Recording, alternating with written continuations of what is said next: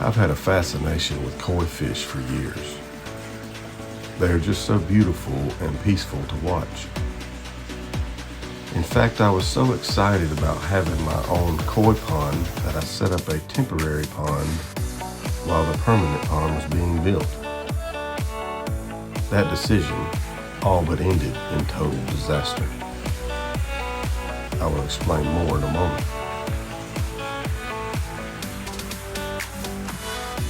When deciding on the location, I considered several places around the property.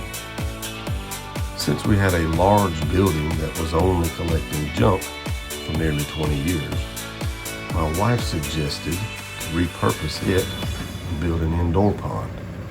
I loved the idea and dove right in. We rented a 30-foot dumpster and started by cleaning out all the mess.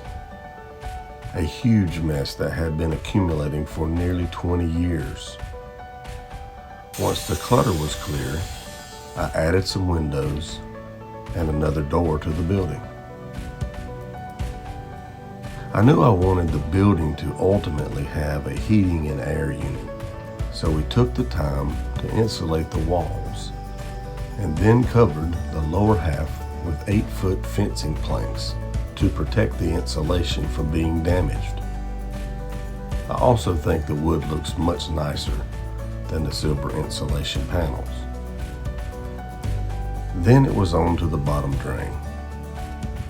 I decided on a koi toilet with a 4-inch drain and aerated cap. I rented a concrete saw and went to work. The concrete chunks were very heavy and tough to move, to say the least, but I eventually got it done.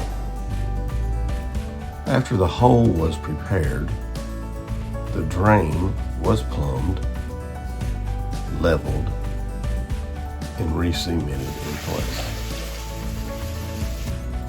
By the time we started on the walls, the project had been going on for nearly a year. My temporary pond setup seemed fine, except my koi were quickly starting to outgrow it. I had never really laid or set any concrete blocks before, and for some reason, I thought it wouldn't be that big of a deal. However, I had barely gotten started on the walls and realized I was totally wrong, and there was much more to it than I ever imagined. Honestly, if my pop hadn't had real experience, I'm not so sure it would have ever gotten completed. I really only got good at lugging them from the pile to where he was doing the real work. But after several weeks and a lot of work, the walls were finally up. The pond interior was smooth with a water-resistant stucco mix, and for a coating, I decided to use Pond Shield epoxy pool paint. Finally, we were able to get the epoxy on the walls. This stuff is something serious to deal with. It is very thick. It doesn't apply easily, and because it has a catalyst, it starts setting up quickly. We applied multiple coats and were sure it was well covered and ready for water. Another huge challenge was finding a glass company that could make the window I wanted. Many thanks to Richard of D&B Glass and his team for going the extra mile. Despite all our efforts, when the pond was filled, it leaked. Upon investigation, it was determined that the epoxy didn't adhere to the floor. It all had to be redone. And it was about this time I began having serious problems with my temporary pond filtration. Remember, the temp pond was only supposed to be set up for maybe 3 months. But after all the challenges, delays, winter setting in, etc., the project was at least a year late, and my pump-fed filtration had began to struggle. Well, we repainted the floor and thought all was good. But when the pond was filled again, still, there were more leaks. It was a nightmare. I repainted portions of the pond several times in an attempt to stop the leaks, but it was like I just couldn't find them all. At the same time, again, because I thought everything would have been finished already, I purchased a couple of koi from Japan. I had a quarantine tank set up, and they were fine, but they ended up staying in quarantine weeks longer than expected. One of the fish I purchased, my favorite kind of koi, is a Hi Utsuri, so beautiful. The other koi that I purchased from Japan was a Taisho Sanki. The first fish we named Aloha because she was shipped from Hawaii.